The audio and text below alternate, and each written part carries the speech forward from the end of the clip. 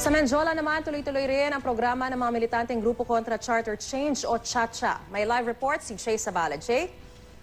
Maris, nagsasagawa nga ng kilos pates sa ambukluran ng manggagawang Pilipino at sanlakas dito sa may Mendiola. Narito ang report.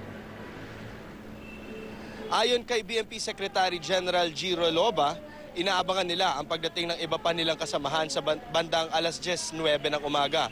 Habang nag-aantayan ay nagsasagawa sila ng maikling programa. Sumasayaw sila ng cha-cha.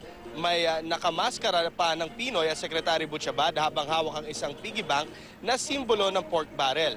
Ayon kasi sa kanila, ang agam-agam na term extension na isinusulong ng administrasyon ay gagawin sa pamamagitan ng charter change o CHACHA.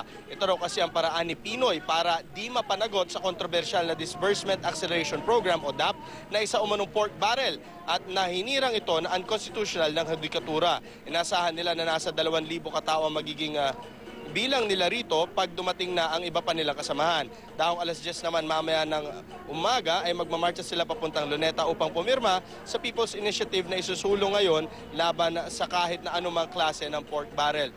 Hanggang sa mga oras din naman ito ay nakabantay pa rin ang CDM ng PNP o yung Civil Disturbance Management ng PNP na 400 katao. At yan muna ang latest mula dito sa Mendiola. Balik sa Maris. Maraming salamat, Jay Sabale.